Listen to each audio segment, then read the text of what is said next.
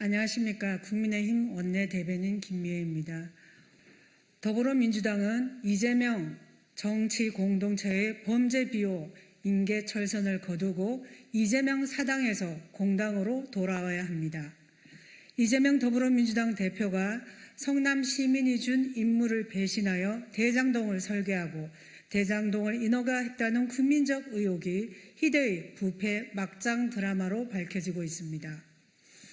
정진상 민주당 대표실 정무조정실장은 대장동 사업의 민간업자 참여 허용, 초과이익 환수조항 삭제, 제1공단 분리개발 등 고비마다 대장동 일당의 배를 불리고 성남시의 불이익으로 돌아간 7건의 주요 인허가 문건을 결재했습니다. 당연히 그 최종 승인권자는 당시 성남시장이었던 이재명 대표입니다. 남욱 변호사는 어제 대장동 재판법정에서 2015년부터 천화동인 1호는 이재명 시장실 지분이라고 알고 있었다라며 2014년 성남시장 선거 당시엔 이재명 시장 측에 최소 4억 원이 전달됐다고 증언했다고 합니다. 검찰에서의 진술과 달리 법정에서의 증언은 위정을 할 경우 위정죄로 처벌받습니다. 남욱 변호사는 법정에서 위정죄나 모해 위정죄로 처벌받을 것을 감수하고 증언하고 있는 것입니다. 반면에 이재명 대표와 민주당 의원들은 면책특권 뒤에 숨어서 이재명 대표의 결백을 주장하고 있습니다. 이재명 대표와 정치 공동체인 정진상 실장과 김영 민주연구원 부원장은 위정의 죄를 물을 수 없는 검찰 조사에서 결백을 호소하고 있는 것입니다.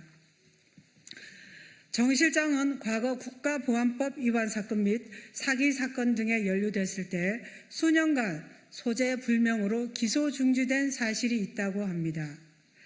또한 정 실장은 지난해 9월 압수수색 당시 유동규 전 성남도시개발공사 본부장에게 휴대전화를 던져버리라고 지시한 바 있고, 정 실장은 지난 9일 국회 압수수색 진행 과정에서 국회에 있었음에도 나타나지 않았고 민주당 당직자들도 정 실장이 어디 있는지 모른다며 소재를 은폐했다고 합니다.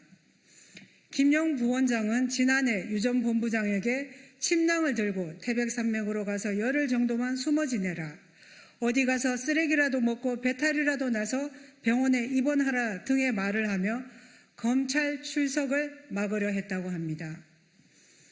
이재명 대표의 성남시장 시절부터 수행과 의전을 맡았던 조폭과 연계된 폭력 전과자 김모 씨가 최근 내부 공고도 없이 민주당 국장급 당직자로 채용된 것으로 어제 확인됐다고 합니다. 이제 남욱 변호사가 사실을 말하기가 무서웠다는 말이 실감납니다.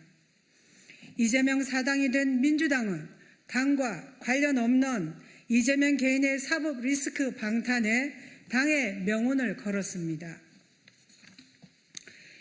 이재명 사당 민주당은 이재명, 정진상, 김영의 정치 공동체와 함께 운명 공동체로까지 발전했습니다. 민주당은 이재명 대표와 함께 옥새라도 할 참인가? 이쯤 되면 사민성호가 아니라 국민성호라고 말해야 하는 상황까지 왔습니다. 민주당은 이재명 정치 공동체의 범죄 비호, 인계 철선을 거두고 이재명 사당에서 공당으로 돌아와야 합니다. 민주당은 국민 인내심도 한계가 있다는 것을 명심해야 합니다.